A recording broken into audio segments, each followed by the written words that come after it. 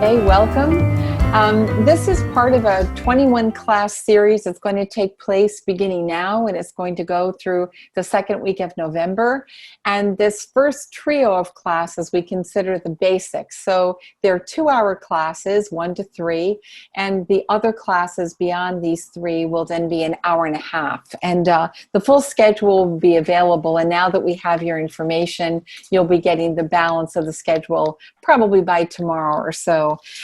Today, we're going to have social media marketing taught to us by Sam Pavir, who's a digital marketing strategist for the Center for Women in Enterprise, and also Nick Mazinski, who is a subject matter expert in this area, and we're thrilled to have them. And this class is brought to you by an education collaboration in Western Massachusetts that includes MGCC, SCORE, the Center for Women in Enterprises, the Franklin County Community Development Corporation, Valley Community Development, and the Massachusetts Small Business Development Center that are located at UMass, Salem State, and Clark University. We also appreciate the participation of our stakeholders, UMass, the SBA, and America's SBDC.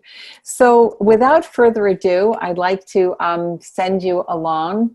But what we're going to do is, this is the contact information for the folks in our collaboration.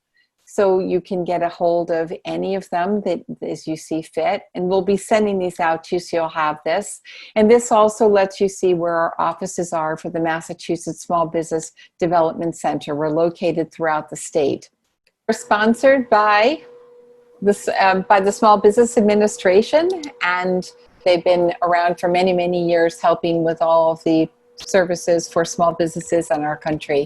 So I'll stop sharing my screen now, and so I'll turn it over to Sam and Nick. And Sam, what's the likelihood there's another person named Sam on the call? Oh my gosh. That's just a real long shot. That's a real long shot. Just my luck. Happy Monday. Oh, happy Monday is right. So welcome everyone. Thank you so much for joining us on a Monday afternoon. I'll go ahead, and I think it'll just be helpful for both Nick and I to introduce ourselves and talk a little bit about what we do. So my name's Sam. I work with the Center for Women in Enterprise. If you're not familiar with what we do, we're similar to SCORE, that we provide services for folks who are either looking to start, grow, and recover their businesses. So we do webinars like this one. We also offer free one-on-one consulting. So a lot of the times if people have like a business plan that they want feedback on, that's something that we can do. I'll talk mostly with clients around like how to use their social media to boost their business. So if anyone is interested in connecting afterwards, because this is definitely like a high level overview, and sometimes it's easier to connect on a one-on-one basis, definitely feel free to reach out. And then I'll let Nick introduce himself. Yeah, hey everyone, I'm Nick Mozinski. I'm a SCORE mentor, relatively new to SCORE. So this is my first year within the group, and this is also my first webinar. So very excited to be here a part of this. I've been a digital marketing consultant for maybe the past like 5-6 years, everything digital, web design, sales funnels, and basically just how to grow your business online. We build apps, we do really cool things. We've gotten into AR. So it's just, I just love everything technology, everything digital from your phone, iPad, what be it. I was in Valley Venture Mentors for the past few years as well. If anybody's familiar with them through Springfield. I went through one of their accelerator programs, and I've been a mentor over there as well. And currently I'm actually contracting over at UMass, working on optimizing their digital ads, website, and just everything we can to sort of spread out our message and awareness more and bring in new students, even during the pandemic and the current environment. So a lot of really cool things going on. I'm excited that everyone's here and more people keep coming into the meeting. So that's exciting. So like Sam said, we have a very kind of high level overview presentation today. I think it does a good job of getting also down into the weeds a little bit into what each social platform is. So we're going to do a couple things today. We're going to review each social media platform, the pros and cons of each channel. how it could apply to really any business, whether it's a brick and mortar as well as an online or e-commerce, sort of whatever your goals are. We'll look into each platform's options and what values they have for businesses, and then ultimately for your end customer and to get new customers, because that's what it's pretty much why you're online, why you're on social media for a business, is to get your message out, reach more people, maybe people that haven't heard of you before, that now they can become aware of your product and service and that you exist, and that how you can even provide more value to them to make them customers and then repeat customers one day. So a couple more objectives. We're going to learn what each platform's strengths and weaknesses are. We're going to learn how to evaluate which ones are going to work for you and your type of business.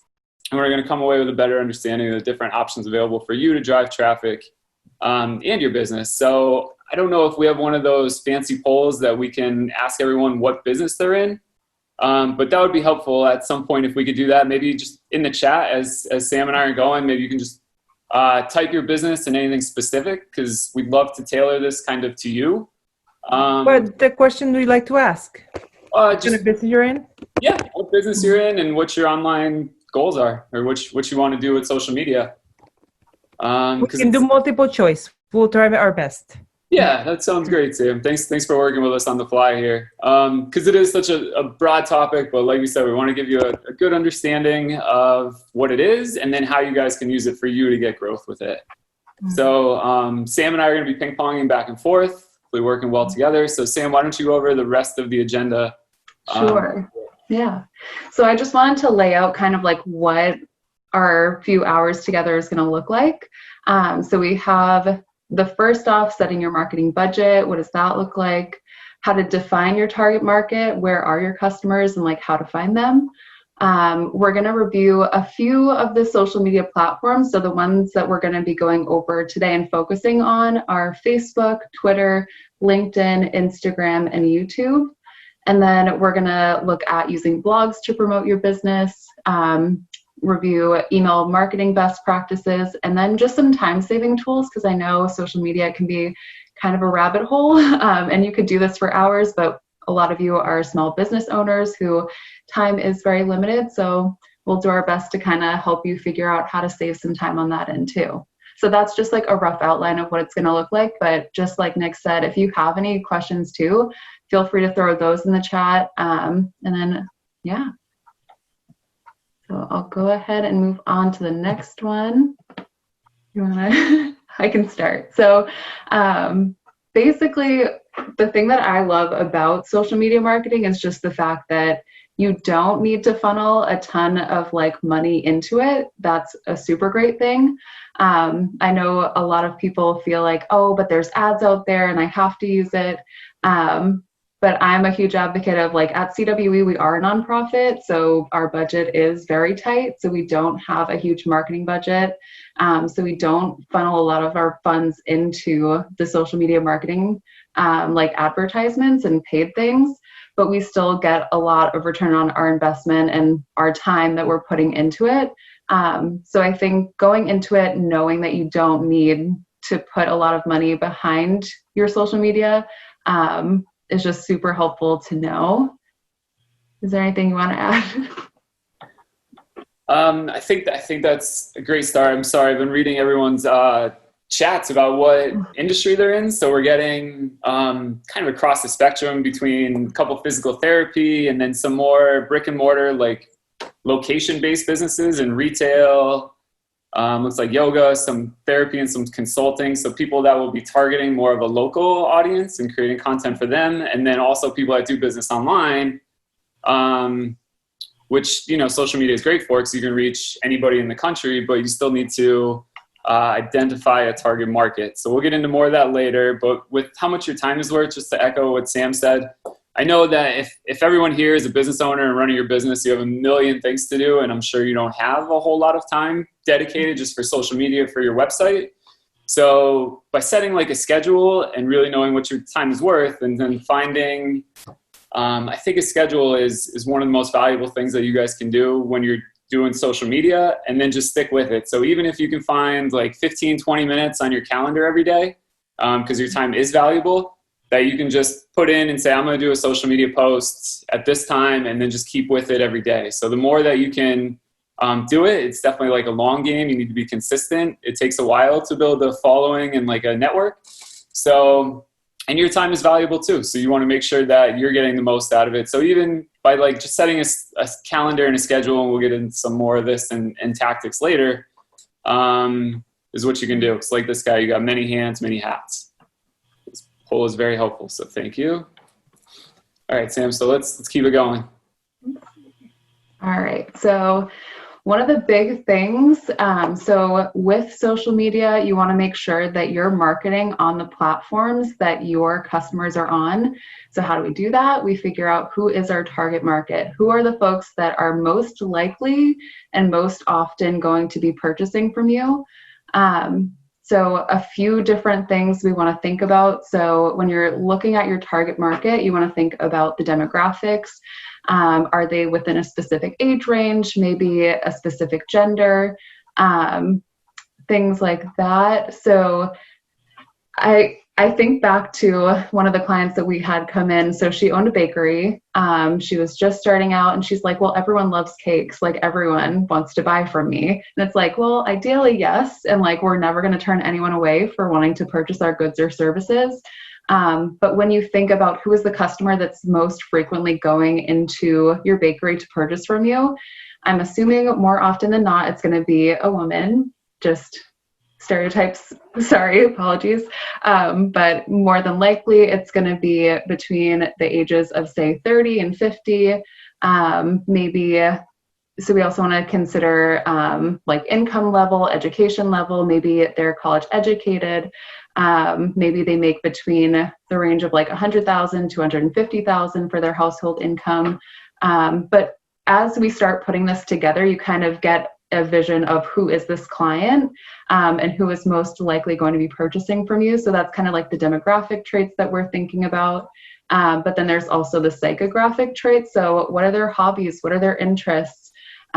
Maybe they have particular religious views or political views. Like we want to get a full picture because once we have this information, we're going to know like, oh, based on all of these factors, this social media platform makes the most sense for us to be on, because we want to go to where our target audience is already at. That's where we want to meet them. When considering your target market, you also want to think about the location. So for a bakery, maybe folks are only willing to travel 10 or 15 minutes. That's something we want to know when we're putting this all together. So how do we do more of this refining on our target audience? We're going to do some market research. So you can utilize pre-existing market research. There's already information out there. You don't have to reinvent the wheel. And I think that's something that's really reassuring and like really nice to know. So databases that are already out there, go to your local public library. We have a great relationship with the Worcester Public Library. Jackie Zugan is actually the business librarian over there, and she'll sit down. She might be doing them virtually now, but she can walk you through what are the databases that are available, and they break it down by industry, maybe depending on what information you're looking for, and they can definitely help guide you. So your local public libraries are a great resource to utilize. A lot of industries have industry associations. So I know our director, Michelle Miller, previously ran a coffee shop in Clinton, Mass, and was a part of like the Coffee Industry Association. So she would get like, I think it was quarterly reports, and was able to find out like early on coffee beans for whatever reason were going up in price. So she was able to like gradually increase her prices so that when her customers came in, her coffee wasn't like randomly $1 more.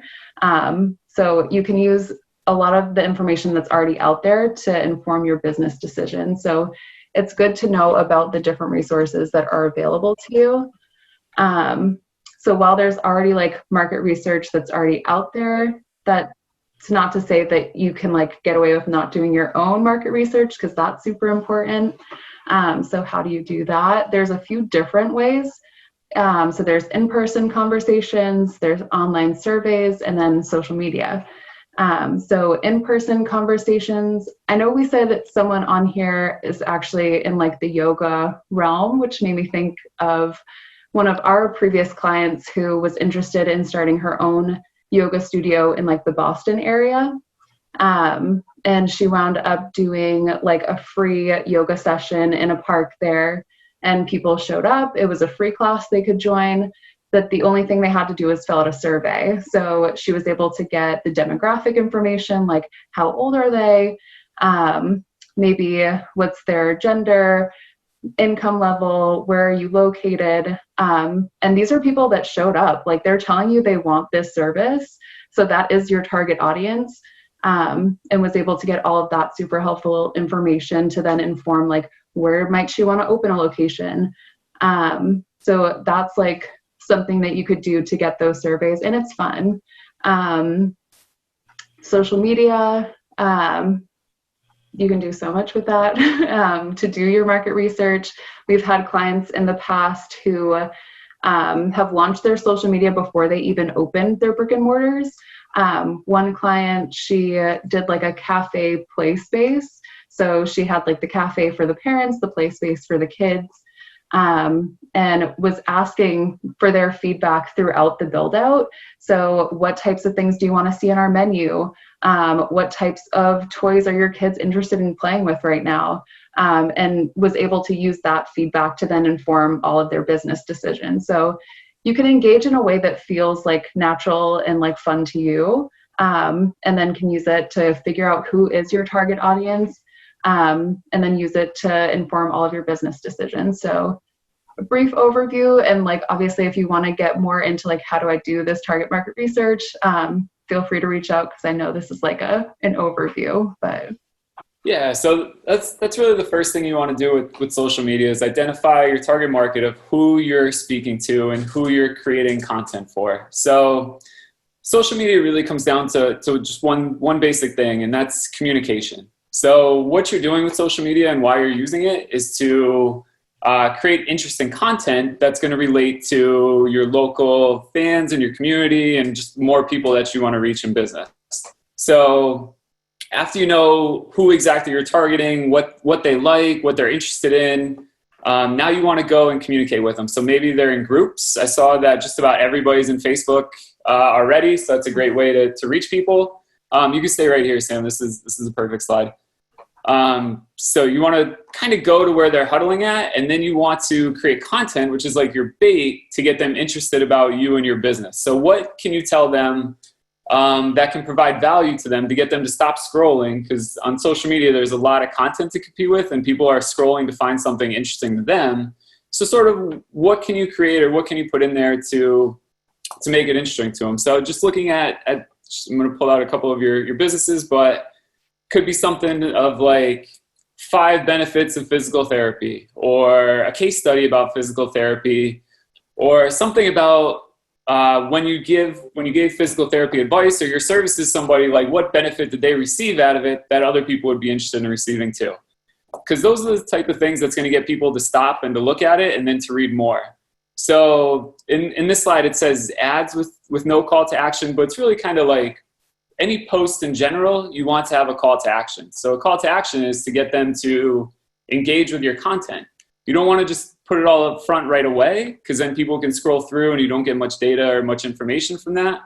But if, kind of like I said, if you do 5 tips for this or 5 benefits to that, and that becomes your post where they have to click through to learn more, maybe it's to go to your website, which is great to drive people traffic back to them, because then you can retarget them and you can sort of start to build them down your funnel online. So you always want to make sure whenever you're posting, you want to leave them with, like some teaser information is usually best. There's something quick. So 5 tips. It's always like 5 is a magical number. It's easily digestible online. Or like this one thing that happened that changed this person's life after they tested my product or something. Because it provides a lot of intrigue. It has a strong call to action of like, click here to learn more, or to read the story, or to see what these 5 things are. People love that online. So when you start to post things like that, now you're getting some more benefit out there. So these were just some examples of ads with no call to action, which are mostly just sort of branding awareness pieces, which are still good, but I think posting something better that gets people to like take the next step or to do something to get rewarded, you're making it gives you more of an opportunity to create a connection with them. So then it's sort of two-way, and you're positioning yourself as the expert because you have this information that they want. So with this one, a little bit of a confusing graph, but I'm going to sort of explain what I think is happening here, what this means. It's using like a 90-10 rule of a strategy of a way to post. So if you're online and you're on social media and you're just posting about your business constantly, the message is going to go over people's head, or it might not interest them at that time. So they might not find a direct offer appealing to them right away. So they're going to scroll through and probably less likely to talk to them. So a strategy about what you want to do to post is you want to focus 90% of your content on branding, SEO, or engagement and connecting. So you really want to be giving value up front to people without asking them for anything, without asking for their business. You just want to give 90% of your information away. So any secrets that you have, or anything that you've learned along the way, or maybe part of your story about being like involved with your business for so long, or your entrepreneurship struggle, or what you're doing to really help your community, or why your product's better. If you can like tell that story and tell people sort of 90% of a free benefit to them, and then maybe at the very like end of the article, like they're interested in it, they're reading, they're thinking this is about me, they're learning along the way. And then maybe 10% down at the bottom of your content should be about, okay, now if you want a physical therapy session, click here, get a free consultation, I'll bring you in. 10% off yoga mats, like coupons or incentives to try. So rather than if you were trying two different posting strategies of like just 10% coupon right out the gate, people at that point have no connection with you. They don't know who you are. They don't know what your service is. They don't know why it's a benefit to them. But if you start your story with 90% of what you post about how this changed your life, or how your product is impacting other customers, or how other customers got value, or maybe something they didn't know, and then at the very end, you focus your content of 10% of, okay, now come do business with me, or now take my coupon or get my free incentive, people are just way more likely to do it. So that's just sort of like a great strategy to think of while you're posting, is not so much like, okay, how do I get customers in the gate right away? But it's really like, what do I know that I can tell you that will benefit you, that's at no cost to me, and then include like a little bit of cost or coupon and sort of incentive at the end. All right. So I think it's just helpful for all of us to kind of start out like on the same plane. So I thought this infographic was super helpful, just like where are people right now and what platforms are kind of the most used. So this one came from the Pew Research Center. That's a really great resource that I like to use, and they update everything on a yearly basis. So this one goes up to 2019. But as of when this was created, YouTube is the #1, which videos are huge. People love watching them, even if they're just like 10-second clips or like a minute, 5 minutes. They're just super engaging and interactive. So YouTube, unsurprisingly, is #1. Then we have Facebook. All of these percentages, so it's the number of people who say that they use these platforms, or have just like in general have used these platforms. So of the people who were polled, 73% have used YouTube, 69% have used Facebook, 37% Instagram, and then it goes Pinterest, LinkedIn, Snapchat, Twitter. So I think that's just really helpful to know like where people are at and what platforms they're using. Then this one, so especially once you have your target audience, and like maybe what specific age range you're looking at, it's helpful to have things like this that are out there so you can see it broken down by age. So this one, it's just reaffirming like Snapchat and Twitter are super popular for folks between the ages of 18 to 24 years old. So if your target market is that bakery and you're between the ages of like 30 and 50, Snapchat and Instagram are probably not where you want to go because your audience isn't really there. But if you look Facebook, people between the ages of, I think I'm reading this wrong. But your target market will be more likely to be on like Facebook, YouTube, even Twitter, as opposed to Instagram and Snapchat. So it's using things like this that are out there to inform where you're going to put all of your time, money, and effort. So Pew Research Center is a great resource, but there's a million other ones out there too. So we'll get into hashtags. So basically what a hashtag, oh yeah. Before you move in real quick question for you. Sure. If I'm a business owner, let me turn on my camera. So I get this question from a lot of business owners. How do I find out where my customers are, and what's interesting to them? Mm-hmm. Yeah. So I think that's why like doing that market research and figuring out like who is your target market is going to be like the first step before you even choose whether you're going to be on Facebook or Snapchat. Make sure that you have an understanding of who your target market is. So have those in-person conversations with folks.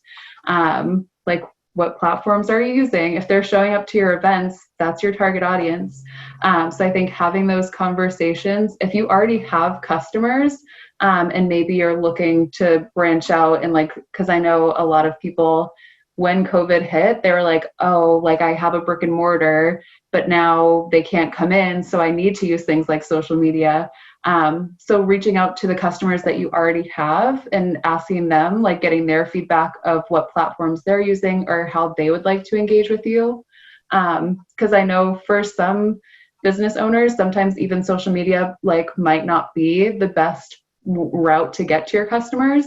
Like I'd be shocked, but that has been the case, and maybe email marketing might be the best, and we'll touch on that too.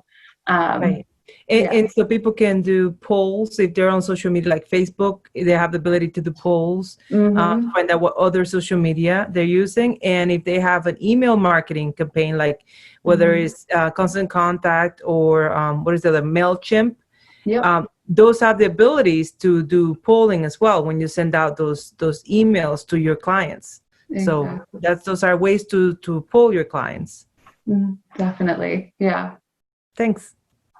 So we'll move on. So we wanted to bring up hashtags in the beginning before we dig into each different platform, just because hashtags you can use across social media.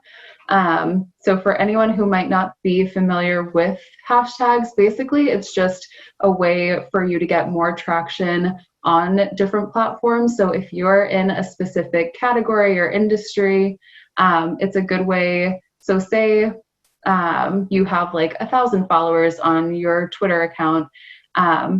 If you just posted something, only your 1,000 followers are going to see that on their newsfeed. But if you incorporate some of these hashtags, so for us at CWE, we'll do like women entrepreneur, women in business, stuff like that, that's related to our industry, then we're breaking out of just the 1,000 people that follow us. And then people who maybe are looking up that hashtag for different categories, it's going to come up on their news feeds. So depending on the platform, you'll get more traction on your post just because more eyes are seeing it. So that's a helpful tool. I mean, I have my own bias because I think on Twitter and Instagram, I've definitely seen whenever we use hashtags, we get a lot more comments, we get more likes and all of that. For Facebook and LinkedIn, we've dabbled in it, but we haven't seen like the return of like more people seeing it. So we've opted not to do it. But I also think that's the thing about social media, like play around with it and see what works well for you. Because maybe if it doesn't work well for me, that's just like us, but it could work well for you. And I think that's the fun thing about social media is that you can play around with it and see what works. Because like different industries might have like different things that work best for them. But yeah, so just putting hashtags out there, and we'll kind of dig in and like you'll see how it's laid out. So I hope it'll make a little bit more sense. But we'll put that out there now just so we're all on the same page. That's a great point about hashtags, and just wanted to echo some of that a little bit. I think it's platform specific. So I think Instagram and Twitter specifically, and TikTok as well. Hashtags really drive that platform about how people get discovered, because you directly search through the hashtag function. Whereas Facebook and LinkedIn, their algorithms are a little bit more advanced where you don't really see it too much just based off the hashtag. You still definitely try it, but there's varying ranges of success for each one. There's a quick question in the chat before we jump into the next one. So how do you measure effectiveness of hashtags? How do you know if it's working? So to me, what you do is you know it's working just by how many additional clicks or engagement or people like view your post, I think is a great way to see it. So you can know through all the posts that you've done, you can go back in your history and each one you can get some baseline analytics about how many views it had. Engagement is where people either like or share or comment, like take an action with it. So that's really one of your goals for social media is engagement. So just by looking at different hashtags that you put where, you'll start to see like a trend and a pattern over time about this one's getting me a bigger return than that one. So maybe try like testing them a little bit. So putting a couple of different ones in each post and just measuring and seeing how it looks. Available in Facebook. Yeah, exactly the same as well in Facebook. So you can see Facebook even has a lot more advanced analytics in your back end of your page if you have a business page set up, which we'll dive into the specific platforms in a little bit. But yeah, in your page admin area, you can see exactly all your posts and sort of the results about likes, clicks, engagement through that. So yeah, so great questions, and thanks everyone. Just keep them coming in at any time. So we want to make sure we're sort of targeting this for you as well. So 411 is just another sort of strategy piece that we talked about what to post. So who, where, how, why, what. So kind of those main questions you want to answer. So, like I was saying before with the 90-10 rule, this is kind of in the same line with it that you want to have, if you did, say you did 6 posts in a week. So 7 days, you did 6 posts. Sort of along that same line of before, you want to make sure that 4 of those posts are more like funny, eye-catching, interesting, maybe a funny video or maybe something funny and entertaining that happened to you that you can relate, that your customers can relate to. So that way you're, again, providing a lot of value and things up front and a reason for them to follow you. A soft sell would be an example of what I would say is kind of more information or like that, 5 tips, click here for more, or 20% coupon, take it off. So it's not super hard sell. So I would try to include one of those, maybe like a Friday coupon or something, or a weekly coupon. And then one sales where you're directly just asking for the sale from people, or, hey, let's, you read 4 other of my posts, you're engaging, you're seeing it, let's do business. So I would target like 1 post a week for sales. But this is just a really good outline if you're looking to get scheduled with posting or creating your own sort of calendar. It helps if you have something on your calendar to say what you're going to post when. And if you post 6 days a week, I would do, okay, Monday is going to be a funny post. My Tuesday is my eye-catching. Wednesday, I'm going to teach you something. And then that way it kind of gets you, one, over the fear if you're not posting of kind of just getting into it and getting into a rhythm to post already. And then 2, keeps it going like over the long haul so you can see continued results, because you can't just expect to post for like 1 week or throw up 1 post and to get a ton of sales from it. It takes time. It takes time to just build a following and kind of you just got to keep going. But this is definitely just a good rule of thumb if you're looking to get started. So Sam's going to walk us through, I think Facebook is next. So we're going to take a deep dive into each platform. All right. So I think the big thing to realize before going into it, sometimes I'll get people who walk in and they're like, I already have my Facebook set up. And it's like, there's a difference between like your own personal Facebook page and then your business page. You do need a personal Facebook page in order to create a business page. So I will say that too. I've had people who are like, well, I don't really want to be on Facebook. And it's like, there's no like way around that. Not to say that you even have to be active on your personal one. So if you're like, I don't want to do that, that's totally fine too. We'll go through kind of like what the different features are and how it varies. And then we'll look at groups on Facebook, because that's also an option. So let's see. So this one is a business page. So you can see from the heading, it's Mooseman Nature Photos. So we know that he's like a nature photographer. We can look at his logo or his photo right in the corner and see like exactly what it is. Usually I'll suggest to folks either have like usually their logo if it's like a business page, or sometimes if you're doing coaching or something that's more of like a personal thing that they're going to be working directly with you one-on-one, maybe your headshot makes a little bit more sense. And then you can update your background photo. So for him, because he's a photographer, it makes sense to have a photo that he had taken himself. So people know exactly what they're looking at and what your business is. For some businesses, we've had like interior designers who have used photos of work that they've done, and it's beautiful and you can see exactly what it is that they do. So I think that's really powerful. I will say if you're doing like home refurnishing and stuff, just get like clearance from your customers to make sure that it's okay that you're sharing those photos. So I think just having that conversation before you post anything.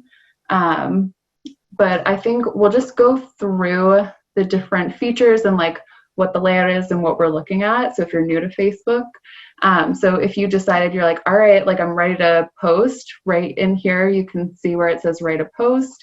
You can upload a photo, or if you have a video that you want to upload, you can tag friends. So if you did an event with another person, you can tag them, or you could tag a business page too. You can check in if you're at an event when we're able to be back in person.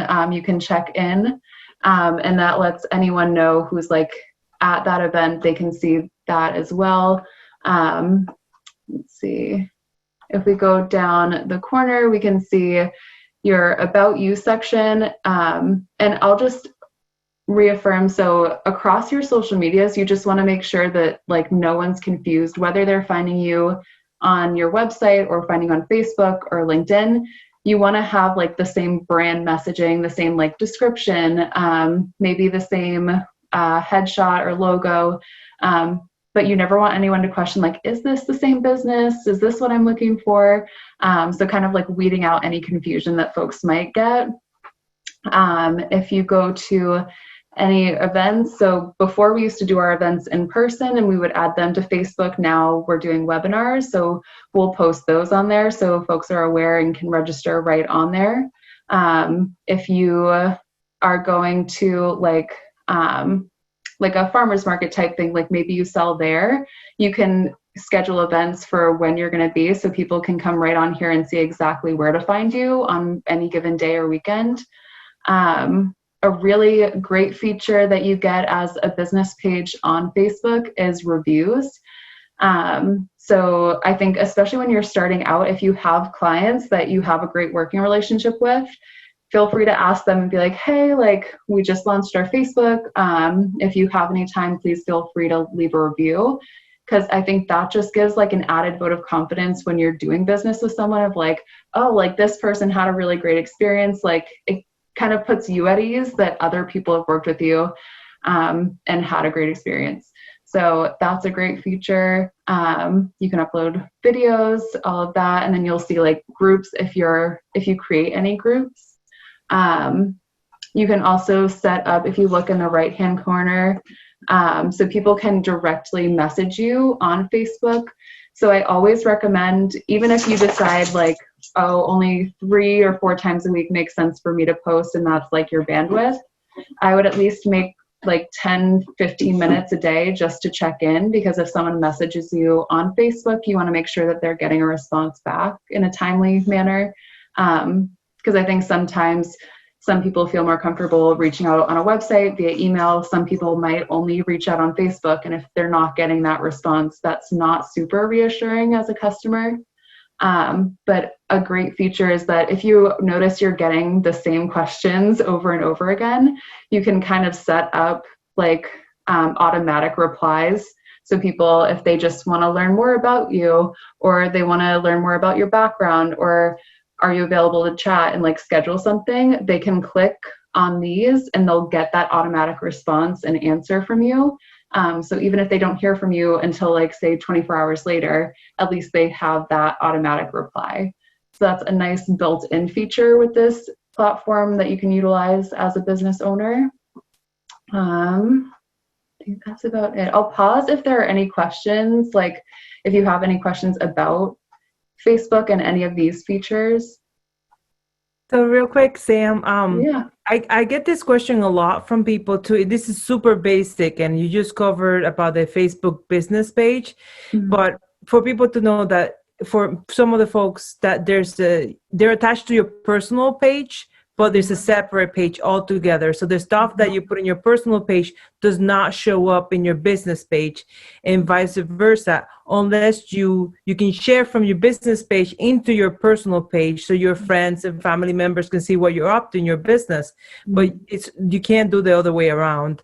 And you should keep them separate, right? You should keep your personal stuff on your personal page and your business stuff on your business page. And all these features you're talking about the asking questions and the automated responses, they're not available on a personal Facebook page. And that's why it's so important for people to set up a business Facebook page. Exactly. Definitely. Because there are a lot more features that you're going to get as a business owner when you register your Facebook as a business platform or as a business page. And we'll actually go into a few more there's more features that are not available on your personal one. Let's see what the next one is. Actually, maybe I'll go to it now. So on a Facebook business page, a really cool feature, and for us here at CWE, we started with a Facebook page and then built out and like added Twitter, Instagram.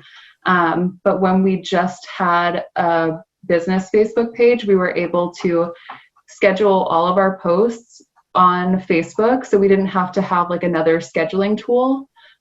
So this kind of shows you like how to do it. So when you draft your post, you could either hit post and it would share it to your newsfeed and be visible to everyone that follows you immediately.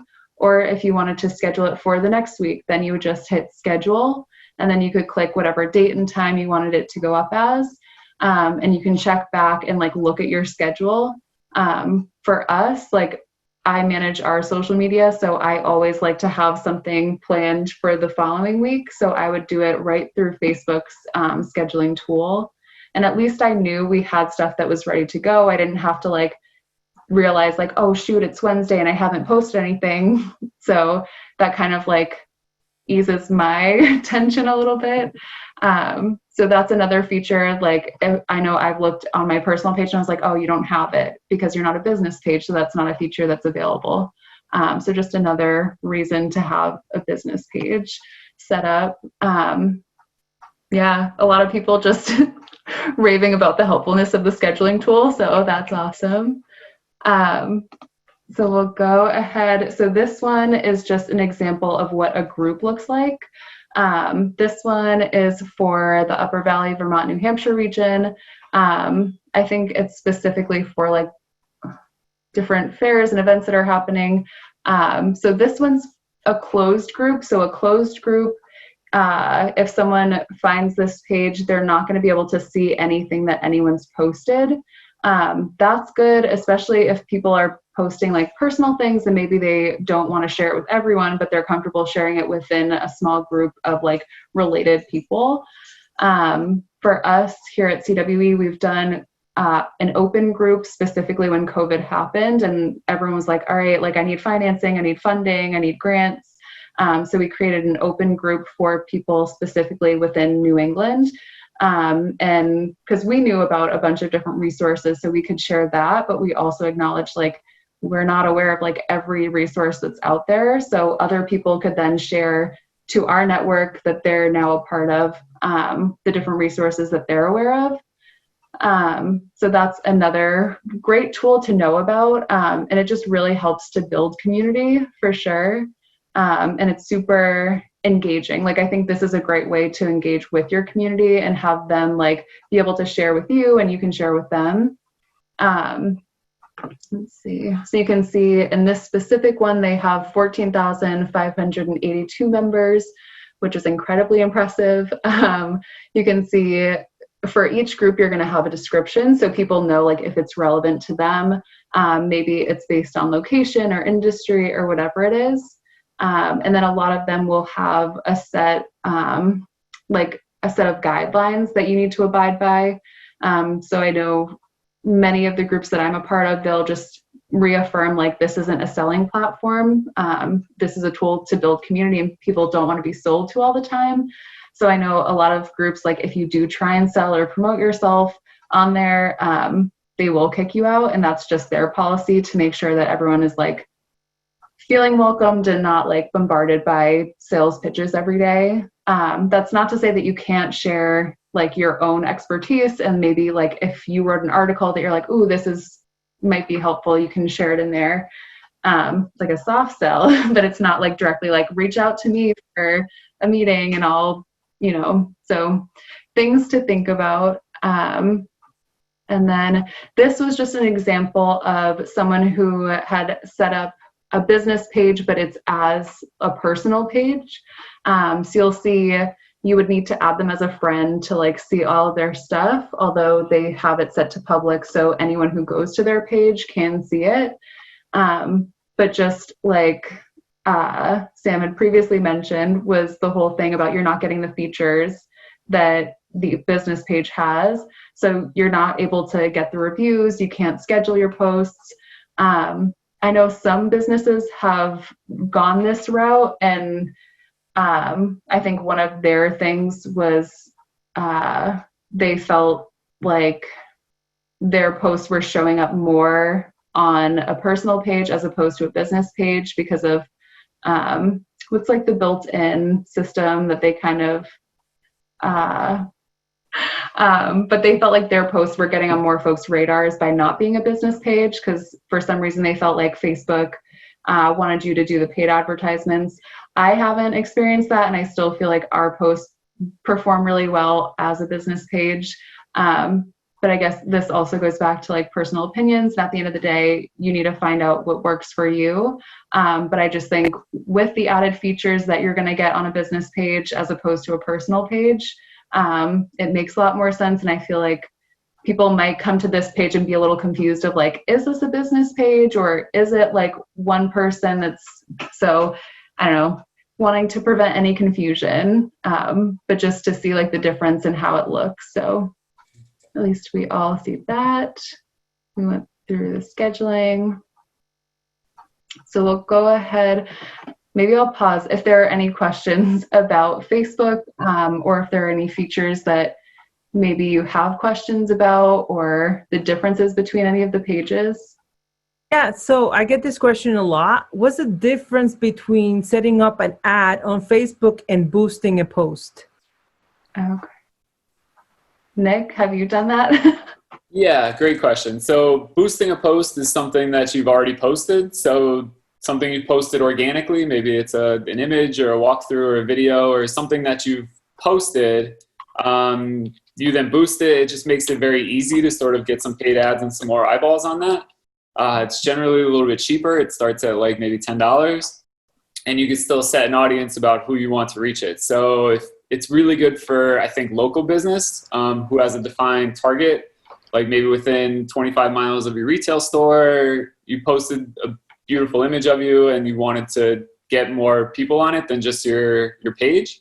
So when you post it organically, like Sam said, it goes around to your follower group.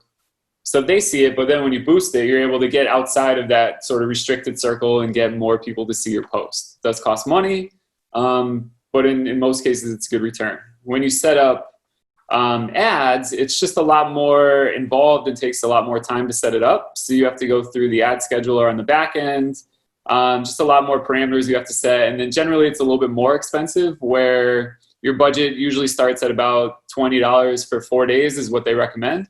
So you need to put in like $80 over a 4-day period to get the same people. So having done both, there's times when each separately is great, but there's times when boosting is just as important, I think, and I got more results out of it. Yeah, I find that in looking at our Facebook page, for example, the other ones that I've used, it's helpful to go to insights and see how my posts have been doing if I'm promoting something, and then find any patterns in that. Is it a certain photos that I'm using, or am I using videos in the ones that are getting watched the more? Or a lot of the times it's about engagement. You really just want to get people's likes and comments on that posts. So you want to look for those posts that you're putting out there that are getting the most comments, the most likes, views, all of that, and find any patterns that you can continue to repeat and get even more engagement in your page. So for the boosting, I agree with you. It's much more easier to do that. And it's about, I understand that the minimum is $1 per day. It's sort of at the minimum, but it's, you can't just do an ad of $1 and expect great results. As you said, 4 days, $20, $30 is probably sort of the minimum if you want to see some results. And it does tell you more or less what your audience reach is, which brings me to another question. What's the difference between engagement and like reach versus likes versus followers? A lot of people get hung up on that. What would you recommend is one of the best measures to keep track of in order? Sure. So it kind of, to answer that, you have to start with your goals and what your goal are of your business. So if my job is to get money, if I'm going to put $100 into Facebook and I want to get $100 back out minimum to break even, then I set it for optimization, or I set it for people to buy. So if I'm a retail store, you can target those people most likely to buy. So that way when they go to your website, they have to hit a conversion like sign up or something like that. You also want to measure it on like website or email marketing signups. I think that's something hugely important is there's different types of traffic. So anytime you get some traffic from social media, I would identify that as traffic you've rented or traffic you've paid for. So you paid Facebook for that traffic, because they're the ones that have the visitor, that have the user, and that are sending them to you. So Google or Facebook, you pay ads, you pay $1 to get a visitor to you, you've rented that traffic. But if you can get them to fill out a form so now they're on your email list, that turns into traffic you own. So now you can communicate with that person that you paid $1 for on your email list. You can send them an email every day. And you can do that at scale too with like 100 people. So if you got 100 people on your email list, now you own a traffic group of 100 people, which you can send them repeat offers and get business down the road. So those are direct conversions. So that's like set up for clicks, optimized for purchases. Whereas reach is mostly just getting the most eyeballs that it can on your ad. So that's just looking to get people that are going to view it. So that's good for like a branding piece or more awareness. Maybe if you have an event coming up, or you just want to let people know that you're here, or a grand opening, or we have a show, or here's who we are. And if you set it to awareness and say you target Northampton, Massachusetts, you can target just about every person in Northampton to see your ad. So good for like retail business and locations and mostly eyeballs and branding. But also you want to make sure you're kind of targeting, once you start paying money in this game, that you want to target clicks and submissions and purchases, because, I don't want to give Facebook $100 and get nothing out of it other than a couple people liking my post. I want to get my money back and then make more money down the road. Great, thanks. And one of the great things to track too is how much did it cost you to get those customers. If you have a way of tracking who found you through Facebook, through an ad, or the coupons. I think that they're still doing the coupons, by the way. Is Facebook still doing those coupons? I can't remember. But you do like ads, like little like offers and things like that people used to bring to you. Now that it's all virtual, maybe it might be like a code that you give to people, and then they found it through Facebook, and you can divide the number of customers you got by how much you paid for that Facebook ad, and have found out exactly how much it cost you to get each customer. And that helps you plan in the future for how much you should plan on spending on a Facebook ad, depending on how many customers you want. Just as a rule of thumb. But I'll let you guys continue. Exactly, Sam. That was great. Let's see. So I think we're pretty good with Facebook. We'll move on and we'll talk a bit about Instagram. So Instagram, I think, is the most visual platform of any of these social media ones. So Nick and I were kind of talking like last week about what businesses kind of make the most sense, and like ones that I've seen that do really well are oftentimes the most visual businesses. So hairstylist, they do really well, makeup, all of that. But also we've had a client who grew her following like a crazy amount because she does like refurbished furniture. So she would go and find these like new cool pieces that looked very old, outdated, and turn them into these like beautiful modern pieces that like you would assume that you paid thousands of dollars at like a store for. And she does like custom pieces, and then she'll share like the before and afters. So I think just some of the ones that I've seen that have done really well, although for CWE, we are on Instagram and we're not the most visual business. We do some events and we'll take pictures there and stuff, but mostly it's just like, here's our upcoming events. And so it's not to say that you need to have the most visual business to do well on Instagram, but oftentimes it works out that way. So you'll see for this, the layout. So the one on the left hand is the business page. So you can see it's Hudson Valley Lodging. We know that it's a travel company. They have their About Them section, and then they have the link in their bio that will bring you back to their website. So we just want to make sure that we have like the same description on our Instagram as we would have had on our Facebook or our website, so that they're getting the same messaging depending wherever they're following us. Let's see, they have 57 posts, 120 followers. So that's folks that are following them. And then they're following 31 people. So that's any other account or profile that they're following as their business page. So I know I've gotten some questions before about like, what's the difference between followers and following? So followers are people that are following your posts. So anytime you share something, it's going to show up on their newsfeed. But just because they follow you doesn't mean that you're going to see all of their stuff. You would need to actively follow them as well. So just a tidbit there. On the right-hand side, you'll see what your homepage will look like. So these are all people that like you as your business page would be following. So they would show up on your newsfeed like this. And then Instagram, one of the cool features that I really love about Instagram, it is super like personal as opposed to Facebook. It can maybe not feel as personal sometimes.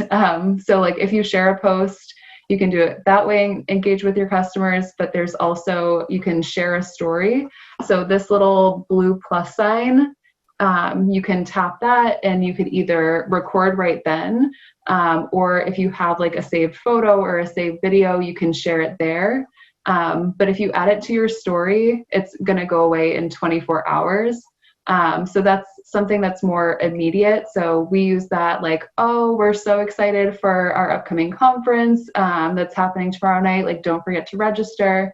It's a great tool for posting like in the moment too. So like when we're at our events, like we're going to go on there and you can do videos and share them that way. And maybe it won't be super relevant the next day, but it's going to be off of your timeline. For things that you want to stay on there, you would go down here and use this white plus button, and that's where you can add photos or videos, and they're going to stay on your profile for the life of your profile until if you wanted to delete it. So that's kind of like the distinction there. Are there any questions about like any of this before I move on? I think we're still going to be, or maybe I'll go on to this one. But if there are any questions, feel free to shoot them in the chat and I'll make sure to look at those. So this is an example of the Hudson Valley Lodging. So when you go to their page, this is what it looks like. And you can tell it's like super visual, like it makes me hungry just looking at it. So it's doing its job. But you can share like anything like this. Let's see. That's not a question. Okay, I'll keep going. So we'll look at one post in particular. So this one, it says Wild Blueberry Hosts, and then it tags 2 of their partners, so whether they got the blueberries from them, but that's a great way to like do those partnerships in a really natural way. Foraged last summer, baked inside flaky, like describing the product. And then you can see it's Pie Day. So they're sharing a picture of a pie. So it's kind of playing on that hashtag. And I would keep an eye on stuff like that because you can gain a lot of traction because obviously on that day, I'm assuming so many people are going to be using that hashtag. You're going to be on so many more folks' radars. And then at the end, so here's like what Nick was talking about in the beginning. You want to make sure that you know what you want them to do. So you post this, click profile link or DM us to book your stay and add a dinner to remember. Like that's what we want them to do. Because I think when you are posting, it's easy to be like, oh, this is a beautiful picture. But it's like, but at the end of the day, what do you want them to do and what's going to benefit your business? And here's how we want them to like reach out to us or what we want them to do. With Instagram, you can't like, so if you had a link in the description, it wouldn't actually like, you couldn't click it and be spit out to whatever website you want to be. So you have to put it in the description on your profile. I hope I'm making sense and that this isn't super confusing. So where it says like www.hudsonvalleylodging.com, you would go in and hit edit profile and then you would put whatever link. So if you had a promotion that you were doing or you wanted people to register for whatever, you would put the link in there and then people could then click that link directly and be transferred over. So that's how we do it. So if we have an event that we want to share with people, we'll make sure that we have that link in Instagram so they can be directed right to it. And then just make sure that you update it. Like when it's no longer, you can put it back to your initial web page. And then they used a bunch of different hashtags that makes sense to their business. The one thing I probably should have mentioned, just make sure that whenever you're using a hashtag, it is relevant to your industry. Just because a hashtag is trending doesn't necessarily mean it makes sense for you and your business to share it. I know a lot of people were using COVID when everything first happened, trying to get on people's radars, but what they were posting was not related to COVID. So then it kind of looks almost like spammy and you don't ever want to come off like that. So I would just say use hashtags related to your industry that make sense. And then the great thing about Instagram and Facebook is that you can directly link them together. So if you decide, oh, I want to have my business Facebook page and Instagram, a really nice way where you can kind of get like a 2-for-1 is like, oh, I want to share this to both of them. So you do have that option and kind of saves some of the time that you're spending on both platforms. I wouldn't do it every single time because you do kind of want to differentiate what you're putting on the different platforms just so people aren't getting like weighed down of like, okay, like I already saw this. But I think some things are super relevant to both platforms. So don't be afraid to use that feature as well. So we got a question from Lisa. She said, I see lots of Instagram users who have a very coordinated look on their feed. They seem to be using very fancy meme creating apps to create their posts. Do you have any suggestions for services that could help me do that? So I don't know any ones that create memes. So Nick, if you do, but one that I know that we use often is Canva, Canva, and it's a free platform, which, I mean, they have paid features, but we use the basic platform and it's really great. But you can create kind of like different platforms. Awesome, thank you. So she put it in the chat, so it's right there for everyone. But that's great, and you can save your own templates and then make sure, like, it just cuts down on a lot of the time, because I know for us, we do like client spotlights a lot. And all I have to do is go in and update the photos and the logos for whatever business they're a part of. So people can see it and be like, oh, that's from CWE. And it wasn't a huge lift. I mean, obviously the first time we created the theme, it was a little bit of a lift, but now we have that to go back to. So I definitely recommend Canva to anyone. And they do different templates for like Facebook, Twitter, all of the other platforms too. So, and it's free. So definitely recommend checking it out. I don't know if you know of any other ones. No, I would piggyback off that. I can't recommend Canva enough. Like Sam said, it's free to use. It's easy to set up. It's mostly drag and drop, and they have a lot of preset templates. So all you really need to do is just choose one, update your colors and font, and then include your own image, and then you can just download like the JPEG or the PNG file right there. So that's to answer Lisa's question. That's what a lot of those companies use. They use Canva to create like just posters or some overlays, so that way it sort of separates their newsfeed a little bit and just adds some organization to it. And yeah, I can't say enough good things. Awesome. Let's see. So I'll pause if there are any questions. I think this is our last slide on Instagram. Yes, if there are any questions from anyone, feel free to unmute yourself. It's up to you if you want to show us your camera when you're asking the question. So if that's easier than typing it in the chat, just go ahead and do that when Sam or Nick pause for questions. One quick thing. I've done GIFs, those the movement with Canva. That's possible to do that. You just gotta watch out for the size of the file, but other than that, it's very powerful, and that's with the free version. Totally, yeah. Canva can do it, and there's a website, Giphy, Giphy, where you can find a lot of GIFs as well, and that's a very popular way that people are communicating now, just sort of in general with emojis and GIFs. It's fast and easy way to kind of tell a quick story or to connect with someone, just make it relevant, add your own funny caption on it. But that's, yeah, great way to communicate now with people on social media. Yeah. Awesome. So we'll go ahead. Yeah, so powerful thing to use social media as like a complement to what you're doing with your own blog or website.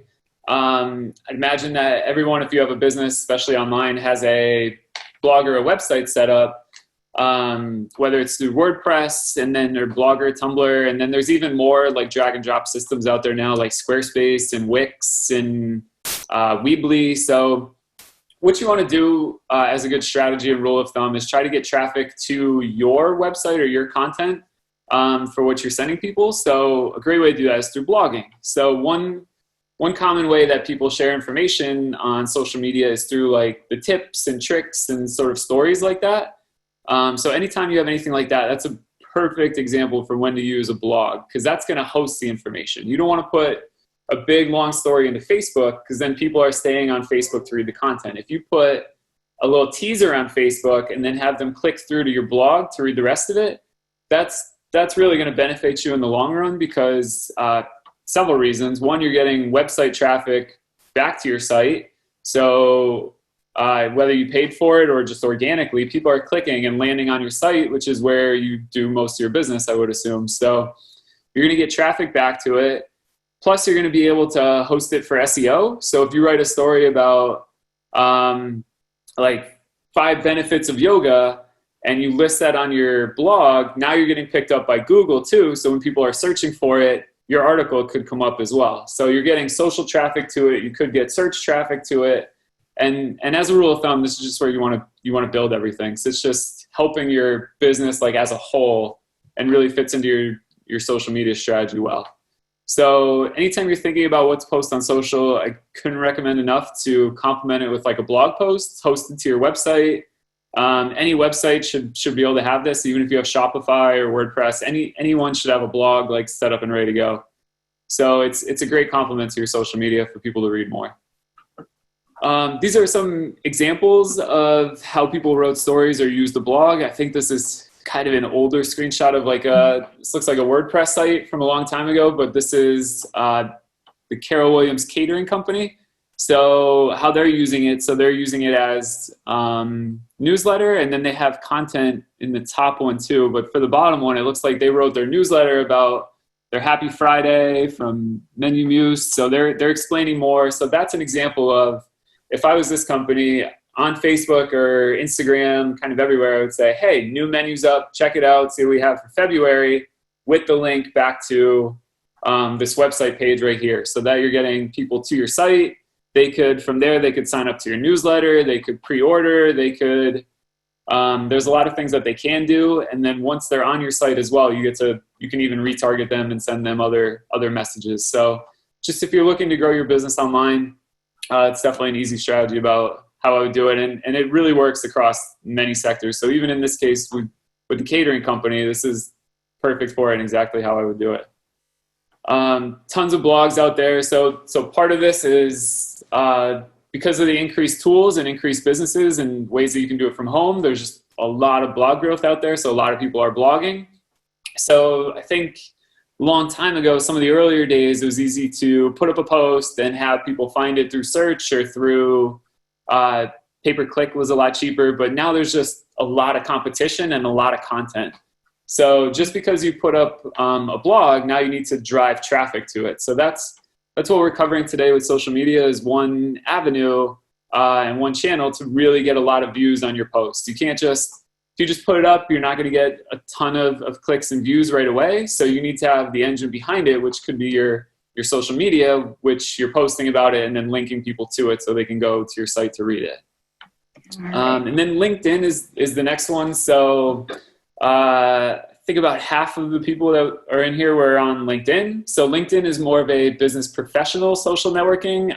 Great if you're in B2B or you want to share more about your business. So you're not going to get a lot of the business to consumer traffic that you would get with Facebook and Instagram, which are more sort of entertainment. People are using them sites.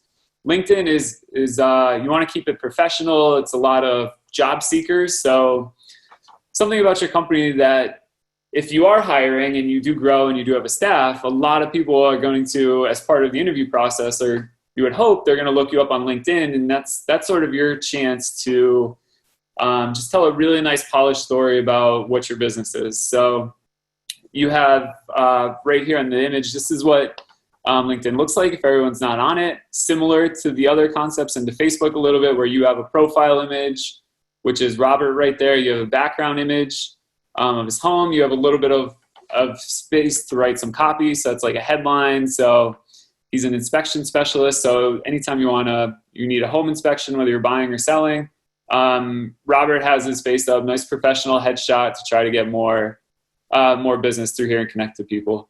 It shows where you're located. So it's location driven and also how many connections you have.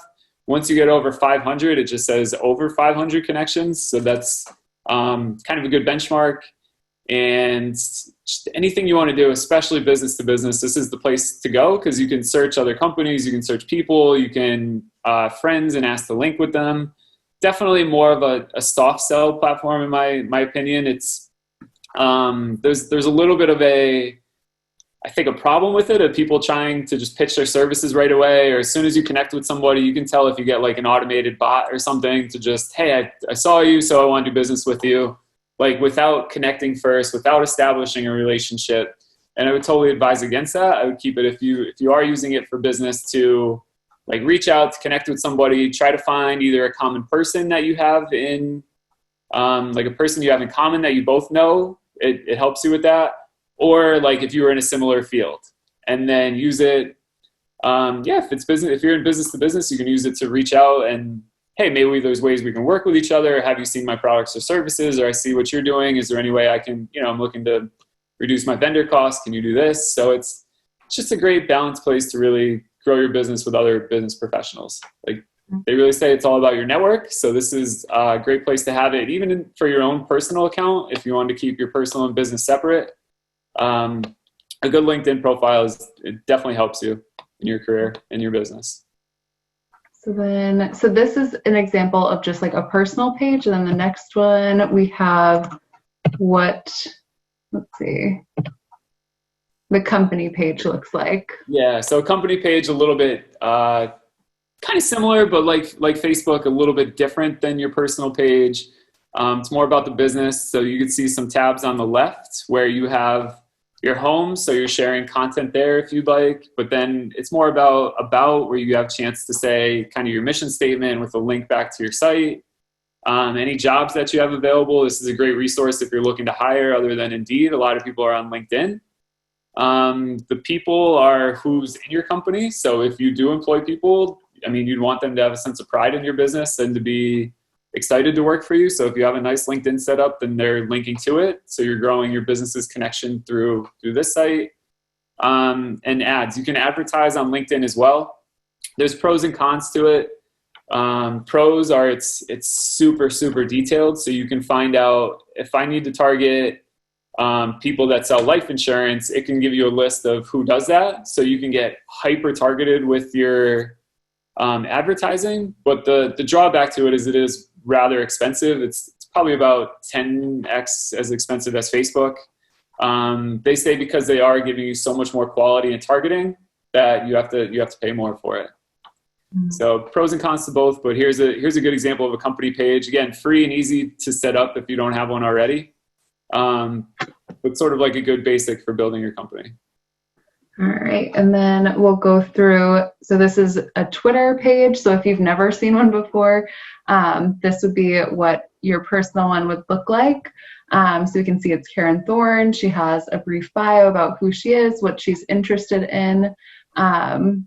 You can go ahead, so you can see the home screen. That would be, you would see anyone that you follow. Explore, you can explore like any of the trending hashtags. So what are the top 10 hashtags today? And they'll change every day. And it's good just to keep an eye on, because if it is related to your industry, you'd want to know that and you'd want to be up to date and be able to speak on it. Notifications, so you'll see at the time that this screenshot was taken, there was 4. So you'll receive notifications anytime someone likes your post, shares it, tags you, you'll get a notification. So if anyone's trying to like talk to you or about you, you'll get that.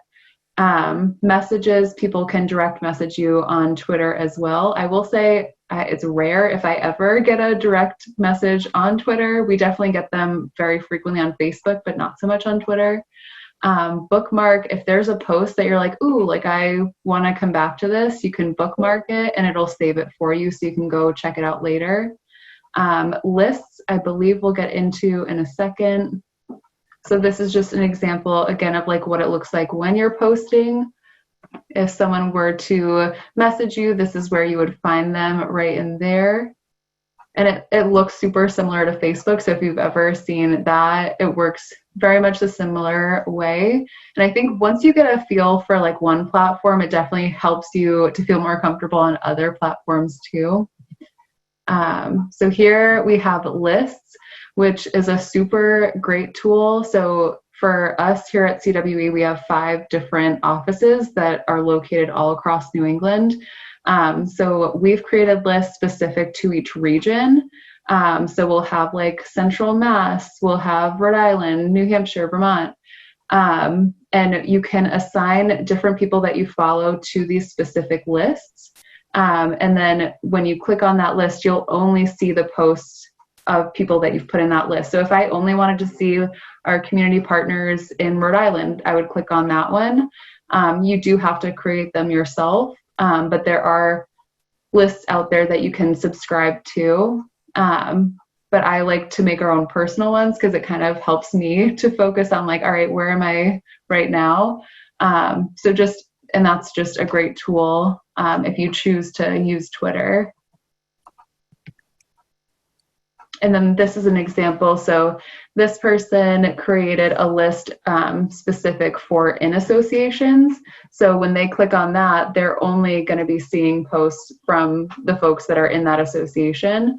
So you know, if you only want to like follow up with this or like see what's going on in this specific industry, it's really a great way to kind of organize it, because if you log into Twitter and you're following thousands of different accounts, it can seem very like choppy and jumbled. So this kind of helps to like put you in a specific frame that you're looking to actually get more information about. So that's a super helpful tool. Yeah, YouTube is another channel. There's looked like about 25% of the people were on YouTube. So that's great. If you're using it, it's the video sharing platform. So it's where you host videos and people can go in and look at it, and people spend hours upon hours on YouTube. So I think YouTube's great for a couple reasons. One is if you're actively posting and sharing content on it, it works just like the other social networks. It's owned by Google, so the search functionality is very, very good. So the more time when you're posting videos that you spend, the really important part is the title and the description and any tags or links you put into it, similar with the other posts. That's how YouTube's going to crawl your video to know what the content is and that how people are going to find it. Sort of the other benefit to YouTube, and I think why everyone should use it, is it's the place to host your videos. So if you want to put videos onto your website, an easy way to do that is to put them onto YouTube, and then pretty much every web platform, you can link a YouTube and embed it directly into your website. So it's kind of like a 2-for-1 that whenever you post on YouTube, you're going to have people look at it and you're going to get views that way. And then also you can further purpose your content on your website later on where you actually own it. With some of the other platforms like Instagram, Facebook, it's a little bit more difficult, if at all, to get those videos onto your website. So YouTube is definitely a channel that they have a lot of embed code, and they make it really easy. So this shows your business page. So this is the Big Mill Bed and Breakfast, so very bread and breakfast theme. But this shows what it looks like within your account of all the videos that you have. So you get some top-level analytics for each video that you posted. So it'll tell you how long you posted and how many views you had. So you could see quite a range between, some of them have like 600 and some had like 40.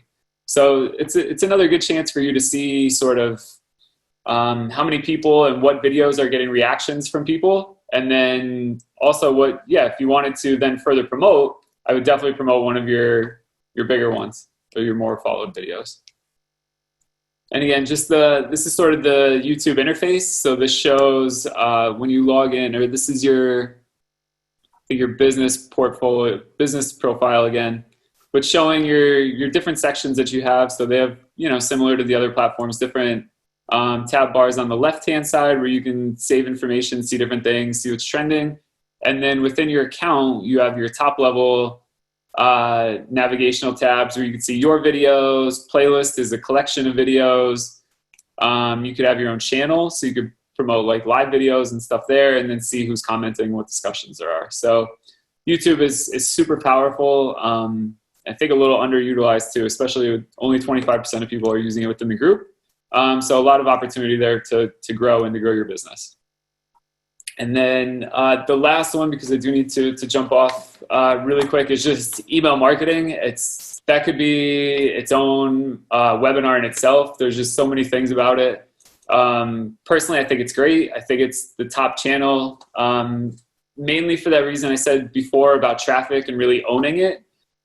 Compared to if you're trying to build a business on paid advertising, it's going to be very difficult because you can't repeat talk to those customers that you have. If you're spending $100 or $1,000 on ads, you get some sales out of it. You have to then continue spend that money in that budget to get the same amount of sales. Whereas if you focus on growing an email list, that $1,000, if you can grow your email list to a good number, and there's a lot of different platforms out there like MailChimp or Constant Contact, but if you can grow those lists, then you can send out, continuously email these people, and they could be new customers, they could be customers that already bought from you, so they're 10 times more likely to buy again if you have another product you want to sell them. And it's significantly cheaper than the $1,000 that you spend on ads and $1 per click. Now you can reach those same people with an unlimited amount of messages for about $15, $20 a month. So I always say your email list is like gold, and that's really what's the most valuable part of your business, is either your customer list or your potential and your lead list. So I think, this could be a whole webinar about it, but I think definitely if you're not doing it, it's something really great to do. And here's just a line you guys can read about what's on the screen right now about some basics about not spamming them either.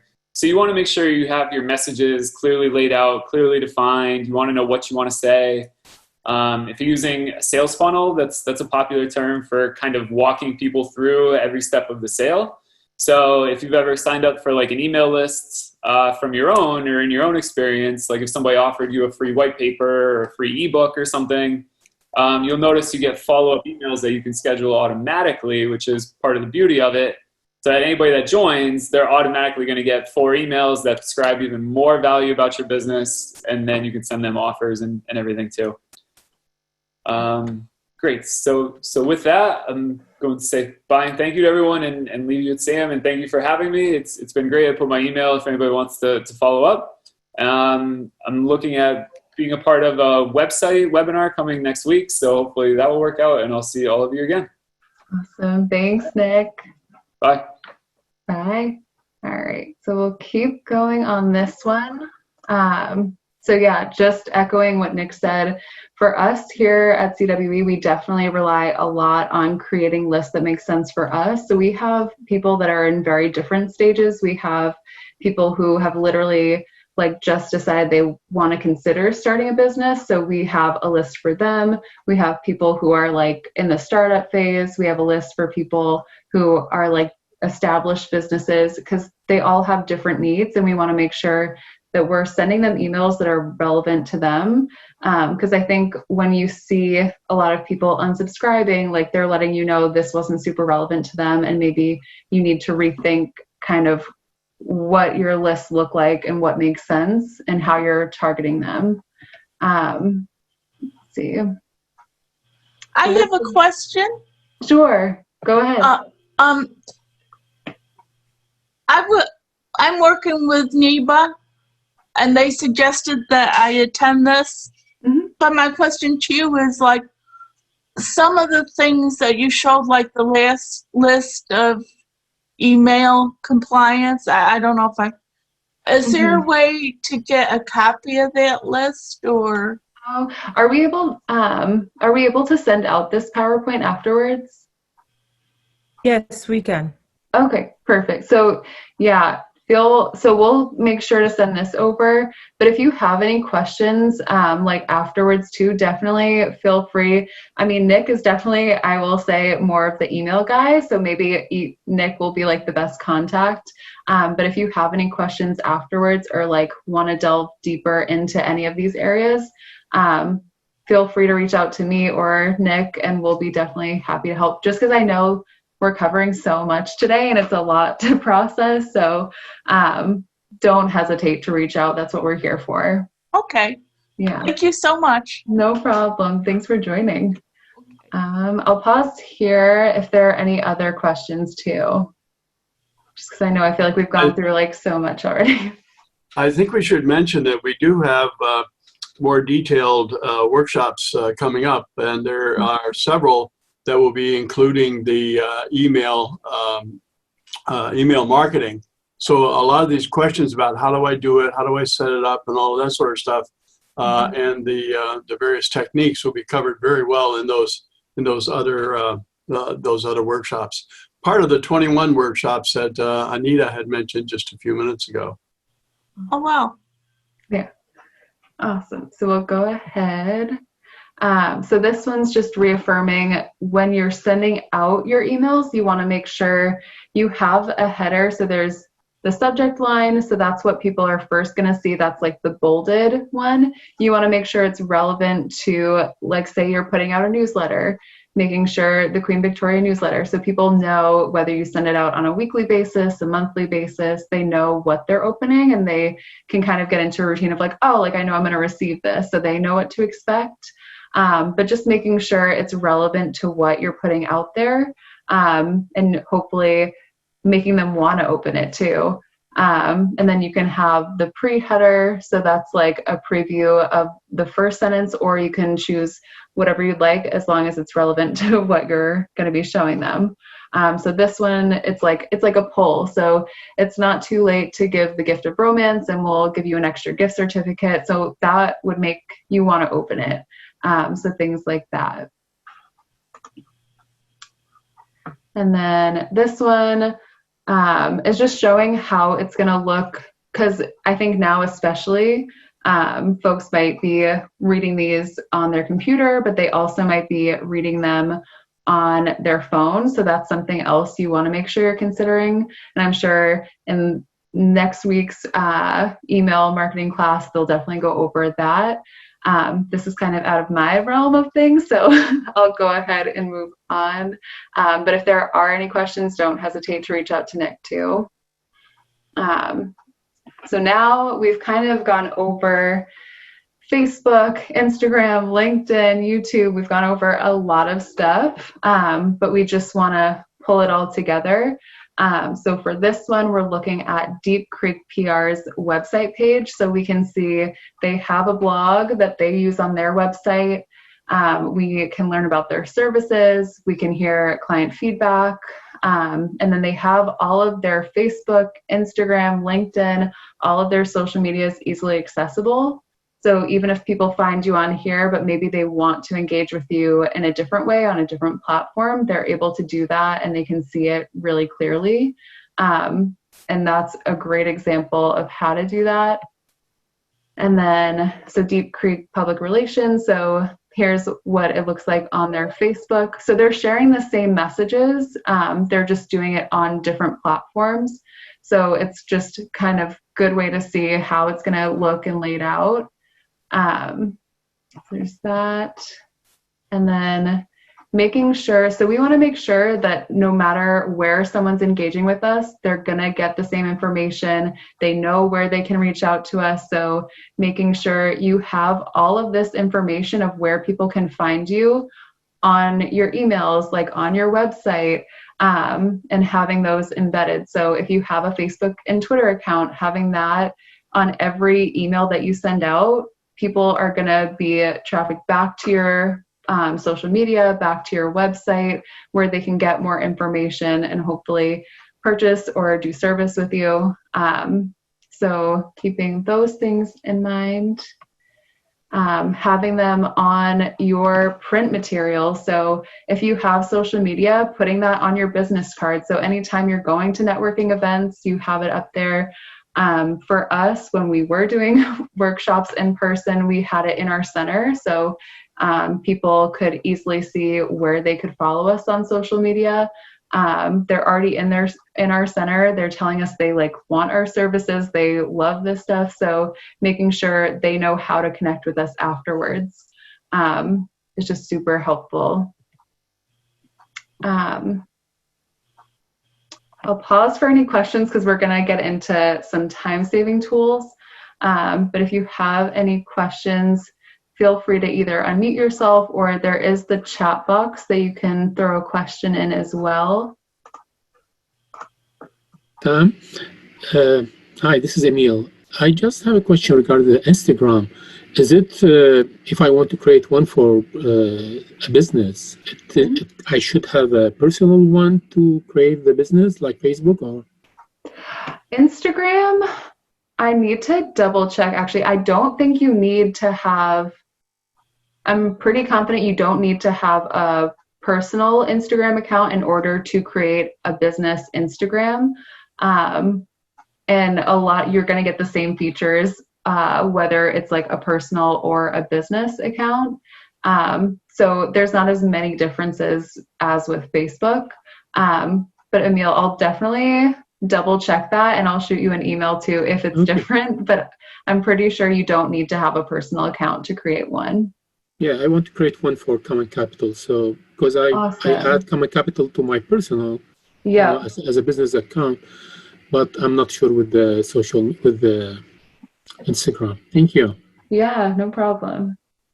Sam, this is Anita, and one of our participants today has created an online presence for her retail shops and is wondering what might be the best way to drive traffic to the online stores. No, that's a great question. I think it's definitely going to depend. So if you already have, say you already have an email list that you have going, I would definitely make sure you're reaching out and communicating with them of we have this new online store, make sure, even if it's a small list, because that you can build off of. And I know for us at CWE, we started with Facebook and then we added all these other platforms, but make sure you're communicating on those platforms. And if you want to follow us on Instagram, here's how to do that. Because I think a lot of it is just people don't know how to find you unless you're telling them. So really communicating, I know for us, newsletters are huge. That's a big way that we communicate with our followers. And we have like a weekly one that goes out so people stay up to date and are aware and are expecting to hear from us on that. And that's a great way to send any updates. So yeah. Hi, Samantha. This is Kathy. I'm the one that had that question. Oh. So if it's all right if I ask a follow-up question or two. Definitely.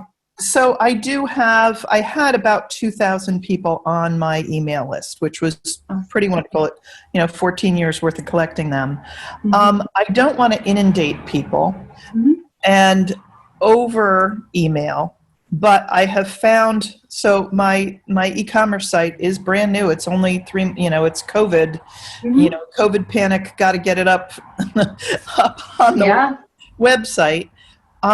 So I do get an uptick after an email goes out, but I've been sending them out every 2 to 3 weeks. And then we get this terrible lull afterwards. How often do you recommend I send out emails? I don't want to do it too frequently, but clearly I'm not doing it frequently enough. Gotcha. Yeah. I will admit, like, I'm not an email marketing guru, so I will highly recommend the next presentation. But I'll talk from like my own personal experience and like feel free to do with it what you will. I know for us, making sure that we had those lists in place so that the folks that we thought were more interested in these areas we were targeting. But what we did is we got in the routine of just making sure we had like a schedule in place. So we're going to do one monthly newsletter, and then maybe we'll do like a bi-weekly update of like, here's things happening next week. And then anything that we really wanted to target to a specific audience, then we could send an updated, personalized one based on that. But I think for me, the ones that do get kind of like, it's like the everyday or like multiple times a week. But yeah, so that's just from my own personal experience. I think that's been helpful, and we've definitely seen a lot less folks unsubscribing, which has been really nice, just by having that in place and people knowing what to expect from us. But again, I would just definitely recommend the email marketing one, just because we're going to have experts on that. So I think that'll be super helpful. Do you think that Facebook or Instagram can be effective in trafficking people to my website? And then I don't want to take up any more time because other people have questions as well. Definitely. I mean, I think it needs to go back to like, what's your target market? And we could even sit down one-on-one too, because I think it's easier kind of going through it that way. But we need to look at like, who is your target market? Does it make sense? I feel like I'm usually shocked when people's target market isn't Facebook, because I think a lot of people like that is where they're at. But definitely I'll leave my email too. So feel free to reach out and we can kind of work through that too. Because I think once you have your target market, you can then look at like, oh, this social media platform makes the most sense for me. So because I'm not sure what your target market is, I can't really speak to it, but I'm definitely happy to help after this for sure. If I could make a suggestion, one of the things that that creates a problem with opening emails is a subject line that doesn't grab the attention of the target. And today, marketing is not about what you have to sell, but what need you are able to fulfill. So your message needs to resonate with your audience. Do you need a teacher for your child at home in a virtual environment? Then I'm going to be attracted to that message, and I'm going to go to you because that's what I need.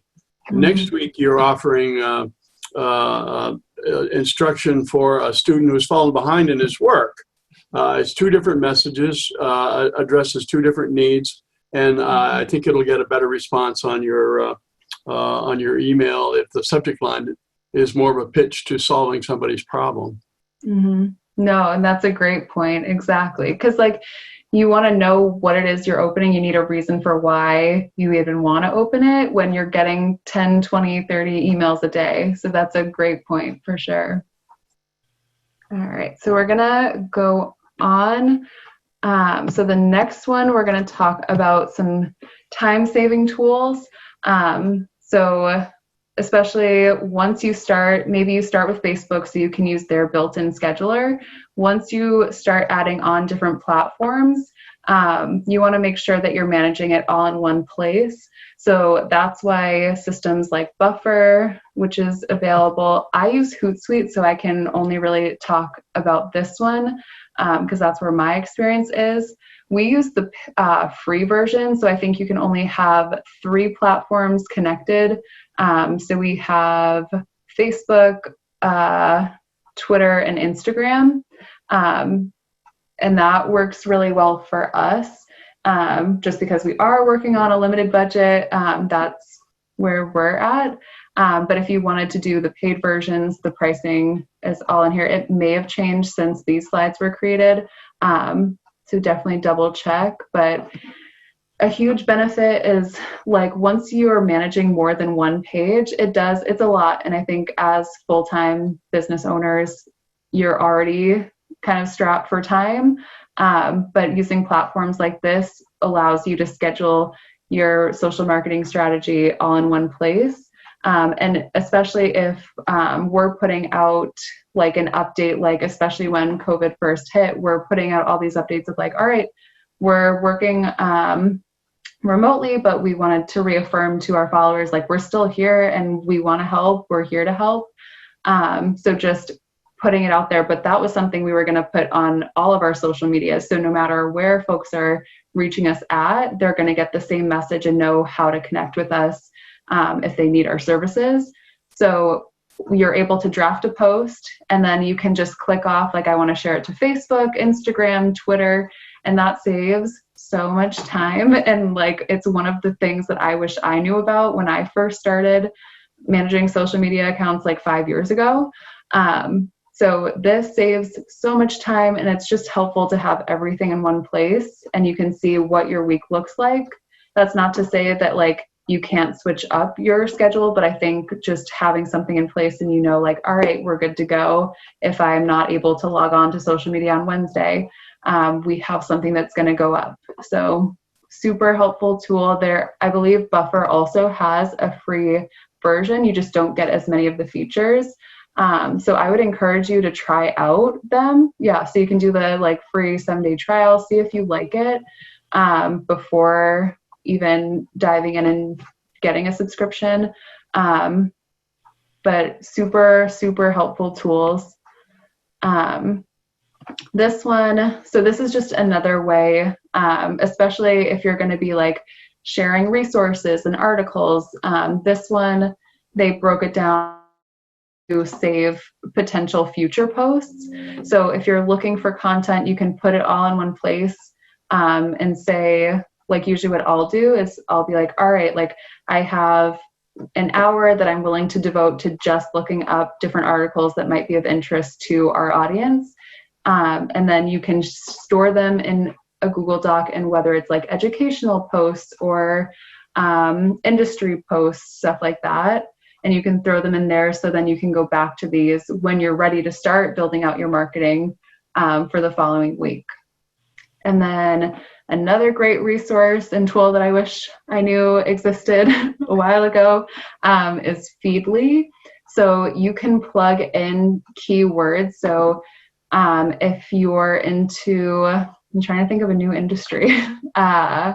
If you're doing coaching and you want to look up like tips for like your audience or tips and tricks, I don't know, you can plug in different things that will be of interest to you and maybe your followers. And then it'll go through different articles that might be of interest. It'll share videos that might be of interest to you. So it's like a passive way of getting all of this really great information that you can then pass on to your audience and share with them. So I would definitely recommend checking that out. And another cool thing is like the more you use it, the more it kind of realizes which articles and like content you're most interested in, and then it will tailor it to that. So that's a super great feature.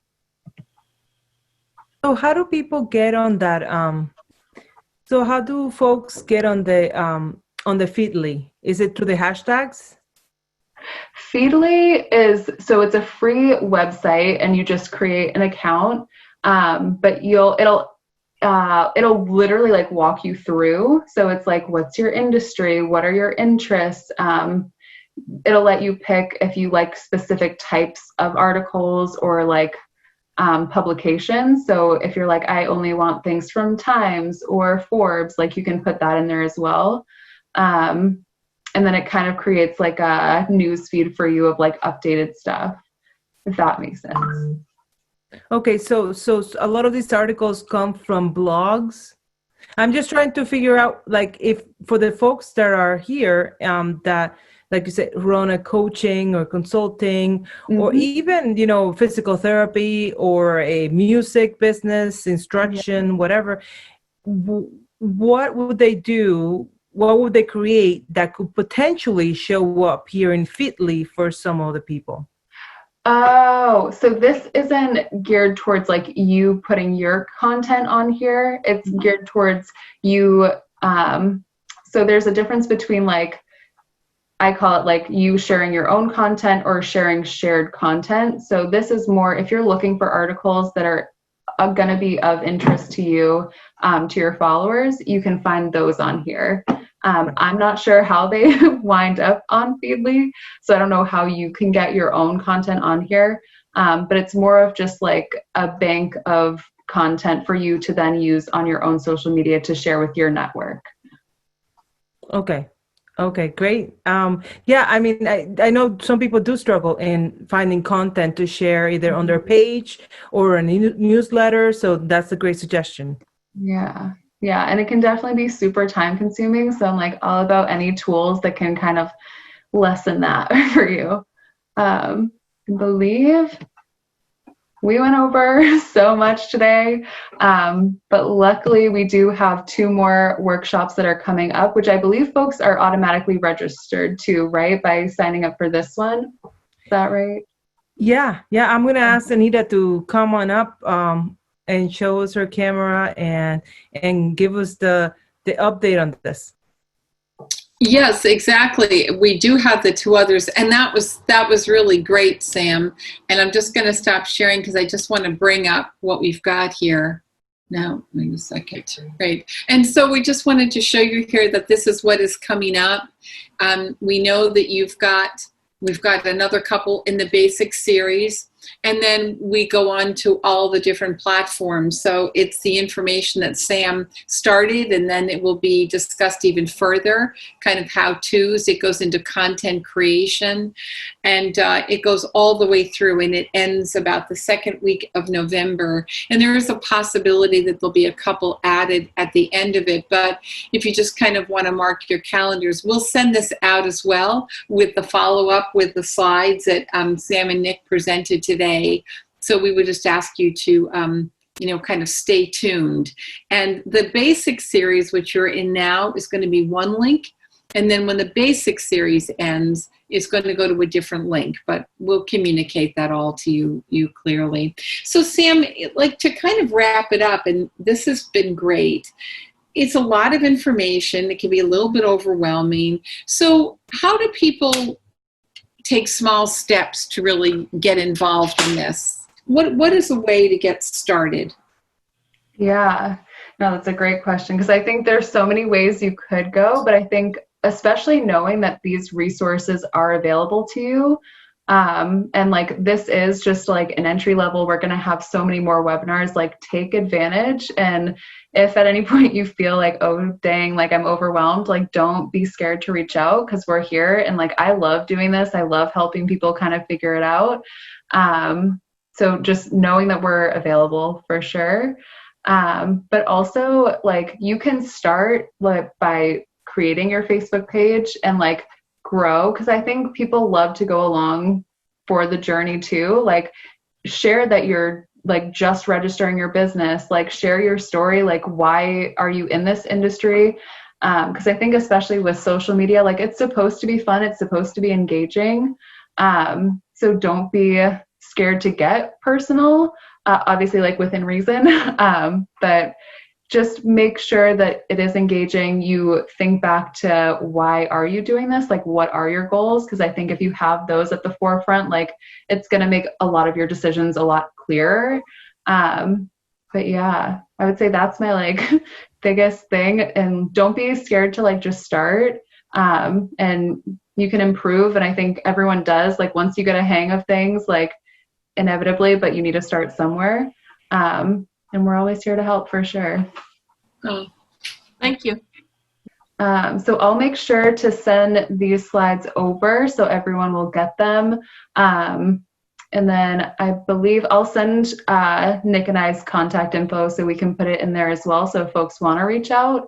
But other than that, we look forward to seeing you at some of our future events. And thank you so much for joining us today. Yeah, thank you. Thank you so much. So thanks, guys. Thank you, Sam. Thank you. Bye.